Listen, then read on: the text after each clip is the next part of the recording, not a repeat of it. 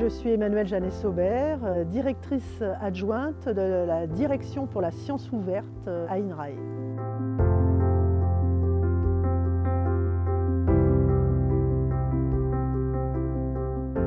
INRAE est positionné sur des enjeux sociétaux et environnementaux majeurs.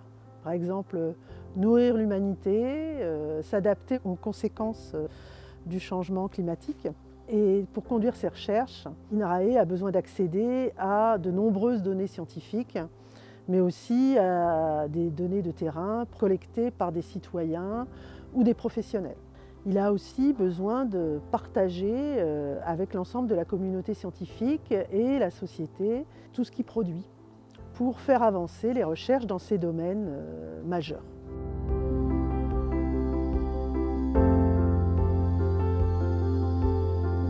INRAE dispose depuis de nombreuses années d'une politique science ouverte, puisque les deux établissements fondateurs, IRSTEA et INRA, étaient déjà très investis dans ce mouvement.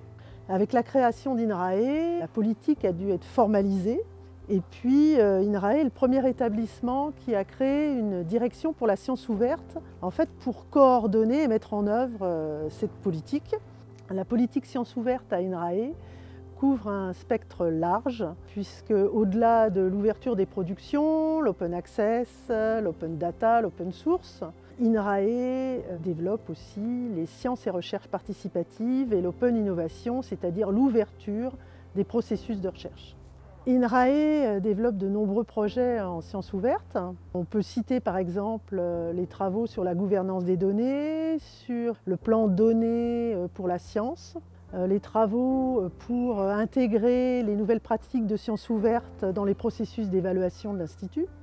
Mais il faut noter aussi que le dispositif d'ouverture des jeux de données de l'Institut, Data INRAE, va prochainement évoluer en plateforme nationale datagouv.fr, dont INRAE aura la charge de toute la partie technique.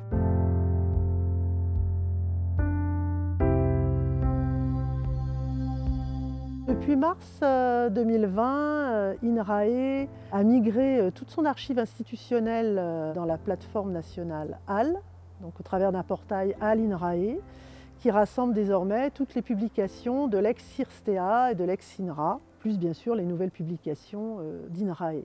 Depuis, nous nous sommes mobilisés pour former à la fois les chercheurs, les personnels d'appui impliqués dans le dépôt.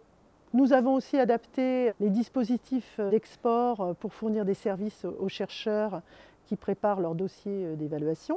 Alors il faut noter que pour INRAE, HAL, c'est une plateforme extrêmement importante. Nous sommes présents dans la gouvernance de l'unité mixte de recherche CCSD. On a aussi mis à disposition un informaticien.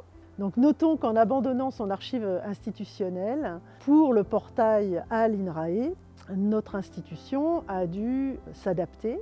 Donc il va falloir remettre à plat un petit peu notre organisation autour du dépôt, d'une part, et puis aussi on doit développer en interne tous les outils d'analyse bibliométrique qu'on a perdus avec cette migration.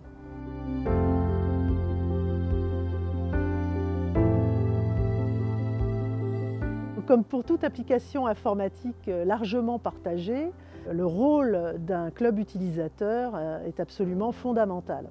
C'est à la fois un outil de partage et un outil de concertation. Partage des expériences, partage des modalités d'accompagnement des chercheurs et des personnels d'appui, mais aussi évidemment un outil très important pour coordonner, prioriser des demandes d'évolution de la plateforme. Je peux vous dire que INRAE compte beaucoup sur ce club utilisateur pour faire avancer un certain nombre de développements qui sont très importants pour les institutions et pour les auteurs.